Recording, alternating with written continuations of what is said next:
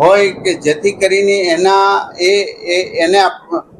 એને લોકો સુધી એક કંટ્રોલ થાય કે એ પ્રશાસનને પણ કંટ્રોલ થયા પહેલા એ વ્યક્તિ સેફ જગ્યાએ પહોંચે તો ચોક્કસ પ્રકારે એક પણ જાનહાની નહીં. કોઈ પણ ટુ વ્હીલ ગાડી, ફોર વ્હીલ ગાડી નાળા અથવા તો ગ્રામ્ય લેવલે પાણીની અંદર મહેરબાની કરીને અમે હાથ જોડીએ છીએ કે નહીં નાખતા. કારણ કે અગાઉના બનાવથી મેં પોતે જાતે કાર બહાર કઢાવવા માટે સ્થળ પર હતો. તો આપણું જીવન શ્રેષ્ઠ છે.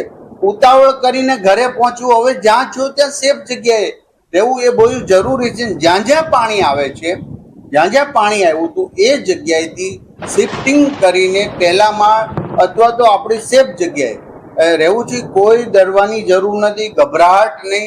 આ કુદરતી આફત છે તો એની સામે લડવા માટે આપણે તંત્ર પણ સજ્જ છે ને આપણે સૌ સાથે મળીને એક 24 કલાકનું દૂધ, શાકભાજી અને પાણી આપણા રીતના વ્યવસ્થા કરી જ લેવી જોઈએ, જેથી કરીને કશું જ ન થાય તો પણ આપણી આ વ્યવસ્થા હોય, જેથી કરીને 24 કલાક સુધી કંઈ વધુ વરસાદ હોય તો આપણે એમને રાખી શકીએ.